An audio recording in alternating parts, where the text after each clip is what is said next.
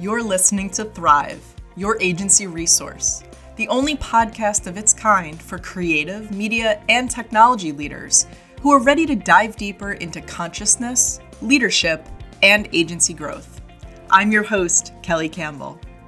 This year, Thrive is brought to you by E2M Solutions, a trusted white label partner to hundreds of digital agencies across the globe.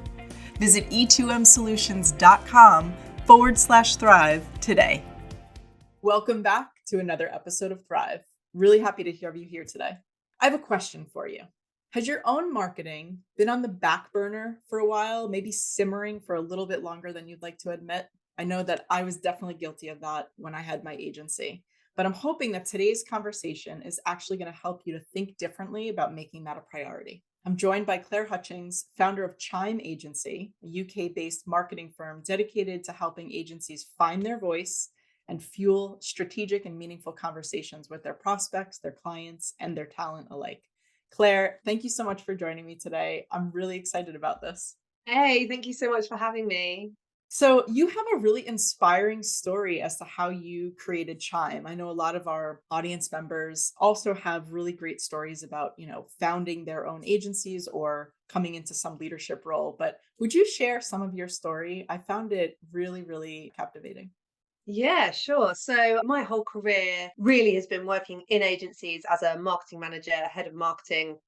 And in the pandemic, in that first lockdown, I was on maternity leave with my second daughter, working for a publicist group agency as a head of marketing there in London. And I was made redundant in the middle of the pandemic with these two young children. And it was all a bit crazy, made even compounded by the fact that at the same time, my husband was diagnosed with multiple sclerosis that same month. So literally, I was having these redundancy calls and being like, no, I'm sorry, I can't come and do a Zoom call where I'm getting made redundant because I've got to take my husband for an MRI scan. So it was really bananas time. And I kind of finished off the end of my maternity leave. And in the autumn of 2020, I started freelancing because at that time the great resignation kind of hadn't really happened yet. There weren't a ton of jobs around. And I also sort of knew that I'd been working in agencies in that role for a long time and I'd kind of done it. And so I knew I wanted to do something different.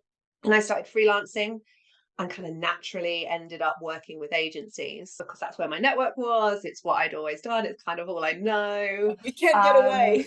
yeah, I know. And then the freelance business kind of just took off. And I'd kind of thought, do you know what, this will be great. I'll be able to work really flexibly around my young family, maybe work fewer days a week. And it took off and it didn't really end up like that. And about a year, 15 months later, I'd kind of booked all my time up and I was working really long hours. And I was like, this can't continue. I either have to scale it right back and go back to working fewer hours, saying no to projects, or I scale it up and I start working. I build it into something that's bigger and beyond me. So I started working with freelancers initially, thought I'd scale that way, realized my margins were going to be totally screwed, and actually loved having kind of being in a team environment again. So in the April of last year, I took the decision to bring on two people part-time initially into the business. And at that point, it was when I was like, okay, well, we're going to need to rebrand this. I didn't want it to be about me because I was kind of trading as a freelancer. And for a few months, we were operating as an agency, but trading through my freelancer brand. And so together, the three of us built the Chime brand, and that launched just over a year ago, and we're now a team of five of us, and those two part-time people are now broadly full-time. One's 4 days a week, and so yeah, we scaled pretty quickly over the last sort of 18 months, year or so, and I love it. And so your real focus is helping agencies with their marketing because they're terrible at it for the most part. Well, it was really interesting. So I kind of always knew this because that's where I'd spent most of my career in agencies, being a marketing manager. So not working on the client work, but being that point person in the agency, the island that is a marketing Yes. manager in an Yes. agency. But it was when I started freelancing that I kind of really realized the scale and the magnitude of the problem. Everyone I was speaking to had the same problem. And in the UK, especially, there's a lot of smaller agencies out there. There's a lot of kind of 10 to 30 person agencies, a lot of even smaller than that. And there just isn't a lot of option for them. So that's why we built Chime, to try and be that option for those agencies. We work with smaller agencies, we work with a lot of bigger agencies as well, but kind of the core of the agencies that we're working with are kind of 10 to 50 person agencies at the moment. And yeah, there's a need for it because all the stuff we're going to talk about today, I Yeah. guess. Yeah. So you said that they all pretty much have the same problem. So what do agencies get wrong when they think about their own marketing, broadly speaking? Where the problem generally comes from, I think it stems, we have a very odd model in agencies. How we win new business is a weird way of doing Oh, it. There's not many industries where you do all of that work up front without being paid. And because we're selling our time, our people, our product, and so our model makes it difficult. But that kind of roller coaster of new business really doesn't help matters, because as soon as a new pitch lands, that's it, everything else gets dropped, because you have to fill the pipeline, you have to win the work. And the same as how we operate often with our clients is, a client says jump and we say how high. So again, your own marketing just kind of falls to the bottom of the list, the to-do list. So unless there's kind of structures, processes in place, and unless the kind of leadership team and the founder are really on it and really prioritize it, it's just so easy for that to fall to the bottom of the to-do list. yeah, yeah. So if it's sort of that situation where it just falls off completely, right? It's not even on the simmer that I was talking about at the top of the show. It just falls off, right? That consistency piece, how do they sort of avoid like those spikes in content where Yeah. sometimes when it is a priority, there's a lot of content being produced. There's like this big focus on marketing. And then when you have the new business pitches and all of that, it's just crickets. So how we've done it ourselves, and what we often do with clients as well, is when there are lulls and there are kind of those ebbs in time when you have got more resource available in the team, is to have a kind of concerted effort to build a bank of content which can then be drip fed across the course of a year or 6 months or so. So we did that with ourselves. We did a big piece of research at the top end of last year, and before that launch, we spent 2 days as an agency creating essentially 6 to 8 months worth of content, In which 2 days. yeah, between the whole team, between five of us. So it was essentially 10 days, Okay. 2 days focused time, where we built, I think we got through about 30 blogs and 6 months worth of social posts. And obviously there's other things that we put, like there's space in our content calendar to be able to pull in more relevant things as it goes, but we have that steady drumbeat now across 6 to 8 months where we're saying the same thing, talking about the same thing really consistently. So that really helps. But to be able to do that, you kind of need a bit of a plan and a strategy up front. And if you've got a plan and a strategy up front, there anyone can kind of jump in from the team and help. If you've not got a dedicated marketing manager or resource, you've got the plan and the strategy, people know where they can fit in when they do have downtime. But without that, it's really difficult. So let's say, and I don't know this, so I'm really asking the question. If an agency is struggling with this, which pretty much they all are, could they come to you for just the strategy and then say, yes, we could put five of our people for 2 days on this and do exactly what you're talking about, but using your strategy? Or that sounds great, Claire. We're never going to do that. Can you handle this for us? Is that sort of the model? Yeah, pretty much. So we do a lot of strategy work, which may look at positioning and the articulation of who you are, what you do, and how you do it, or it may go straight into kind of the content planning, the channels, the campaigns that you should be doing as an agency. And then we either give that back to an agency if they've got the resource, so that some of them have their own marketing managers, but they may be more junior, so can't do the more kind of strategic thinking piece. Sure. And some of them will pull in either freelancers or other people within the business to execute.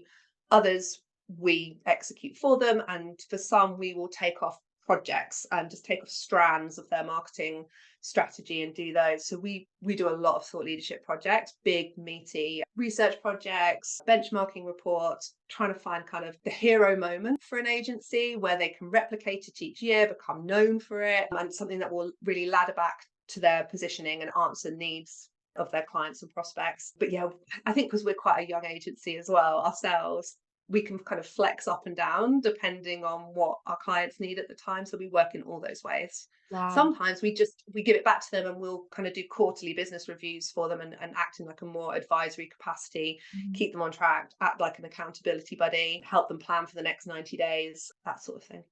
And like any good marketing manager, you did this yourself for Chime, right? So you had the Yeah. agency benchmark report. Can you talk a little bit about that? I know that was the findings were last year, or the research was last year, and then you've got another Yeah. one coming out as well. Yeah, so one of our values as an agency is practice what you preach, with what we try and get all of our clients, all our agency clients to do. So we were from the outset really conscious that that we wanted to do the same for our business. So this time last year, when we do a strategy project, we develop this scoring matrix, kind of a competitor analysis matrix, where we score agencies and their competitors. We look at their positioning, their website, their socials, their content, their strategy, their leadership profiles, and we kind of realized actually we've got a lot of data there. So we put 100 agencies through our matrix, Mm. and that gave us benchmarking data so that we could see actually different agency sizes or specialisms, where they were excelling or where there were gaps in their marketing, and commonalities across all agencies. So we did that last year, launched the research in March. We're now, right as we speak, in fact, Camilla in the team has spent all day scoring agencies today. And this year we're going to score 200 agencies, and we're going to make sure kind of 50 of those are going to be North American agencies, so that we can start to see if there's a difference between the UK and the US and any of the challenges that are faced there. So yeah, and that's really what's fueled our marketing for the whole of this year. It's fueled speaking opportunities for Wow. me. I'm talking about it, things like this with you guys now, all the way through to when we're pitching and putting in proposals. It really fuels kind of our awareness through to our conversion of our sales and marketing funnel. And that's what we try and find for our agency clients, is this hero moment that can fuel their full funnel, because that really helps with consistency. You're banging the same drum, and everybody in the team can sing from the same hymn sheet. Everyone's behind this one big campaign that can fuel everything. Yeah. Hey, let's take a quick break. Did you know that there's a better way to scale your agency? Whether it's web design, development, e-commerce, content, SEO, or even hosting, E2M is the reliable white label partner you wish you knew about years ago. Personally, I'm proud to partner with E2M because of our alignment in values and ethics. Head over to e2msolutions.com/thrive to learn more. Now, let's get back to the show. This is fascinating because this is not something that's come up before on the show as a marketing strategy, or actually a new business development strategy, right? We've talked about sales, we've talked about speaking, we've talked about all these different things, but this kind of reporting and researching and these types of things that you're talking about in terms of projects, that's not come up before. So I'm curious, do you hypothesize that there will be in the findings for this new benchmark report, do you think that there will be a difference, that you'll find a difference between how UK agencies and US and Canadian agencies market?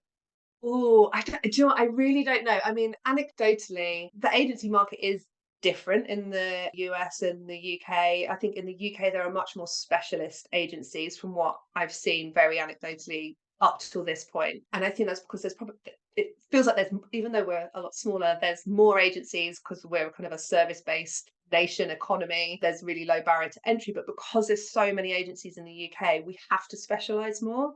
And so I suspect that the positioning piece with US agencies may be weaker, because there seems to be more full service agencies. And it's really hard to have a really strong differentiated positioning if you're kind of selling everything to everyone. And that's actually, I often talk to UK agencies about the US being an opportunity to go and make partnerships, really strong partnerships with US full service agencies that maybe don't have a strong SEO or PPC to their business, because that's all, that 20, 30 person agency in the UK, that's all they do. And they're really clear on that. So that's probably where the biggest difference will be, I suspect, in terms of positioning. Yeah. When it gets into the content, I'm not sure yet. I'll be really curious to see that because I agree with what you've, even though it's anecdotal, I have a very similar input from that, just from working with agencies in the UK and obviously many, many in the US and Canada. So, where can we grab a copy of the agency benchmark report that's already out that came out in March? So the one that's already out is on our website, which is chime.agency, and it will pop up as soon as you go on there. There's a little pop-up that comes up. And yeah, you can download that from there. It's quite big, it's lengthy, but it's valuable, I hope. And you can kind of search in there for if you just want to see what design agencies are doing because you're a design agency, you can do that, or you can read the whole thing. And there's a whole load of other content that's kind of spun off the back of that that's on our website as well. But the report is, yeah, www.chime.agency. Okay. And then for the new report, are these agencies that are sort of like raising their hand and saying, hey, can I be included in the evaluation? Or are you just looking at what they're doing broadly from externally from online? Yeah, so it's been a bit of a mixture. We wanted to make sure that this year we had a really good cross section across. We needed to make sure that we had the right amount of agencies in each agency's size and agency's specialism and where they were in the UK. We didn't want to just be totally London centric. We didn't just want to be totally New York centric when we were looking at the US, because there was quite a lot of New York agencies that we were originally looking at. So we've done a bit of cherry picking, and because we still use the matrix in how we work and operate with our clients, we've used them and pulled some of them in from this year and their competitors as well. So it's been a bit of both, where we have had people say, I really want to be part of that. But how we're setting it up now this year is that hopefully we'll be in a position where we can score people as we go a bit more, and there will be interest because we'll be able to compare the scores as soon as we score them to last year's data. There's Got it. something interesting immediately now for agencies that we score. So we'll be using it more in our prospecting this year as well, when we're talking to new agencies, scoring them in those kind of early discussions to give them something really tangible, hopefully early on before we even start working with them. And that new report will be out next March or sometime in Q1? I'm hoping it'll be slightly earlier than March. Oh, I'm hoping it'll be February. okay. I've said it now, so it has to Now you happen. have to do it.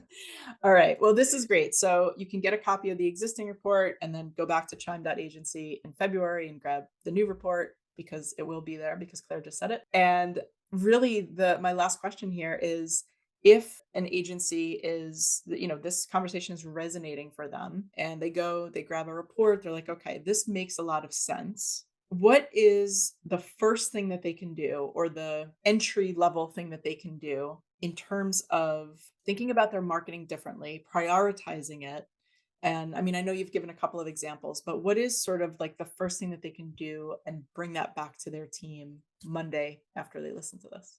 I think the first thing for them to think about as a leader is to make sure that their positioning is honed and in place, because it was really clear from our research that agencies that had stronger positioning had way stronger marketing scores across the board. So if that bit's not in place, it Mm, makes the rest of your marketing really hard. And that's kind of on you as a leader to be able to direct that. And if you can't do it, that's okay. It's really hard to do it for yourself, but then get other people, trusted people in to help you with it.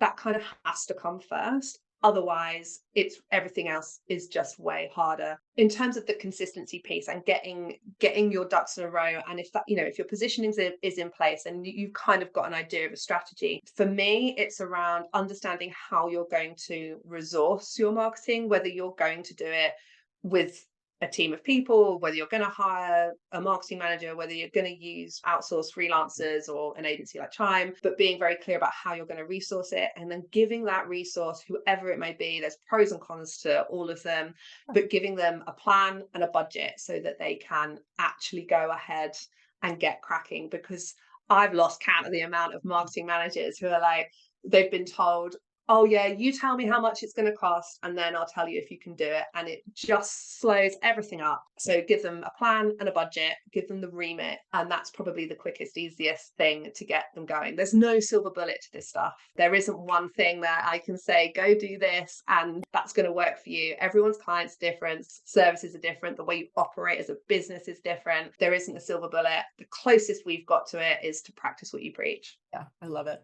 So you're asking agencies to be the ideal clients that they wish that they had.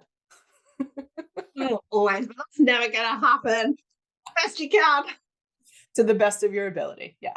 Room for grace, room for being human, all of that. But no, this is really great. Thank you so much for joining me on the show today, Claire. No problem. Thanks for having me. And thank you for joining us. If you liked this episode, please rate the show or subscribe wherever you watch or listen. And a big thank you to the official sponsor of Thrive for this year, E2M Solutions, your white label agency partner. Learn more about their approach, services, and subscription plans at e2msolutions.com/thrive.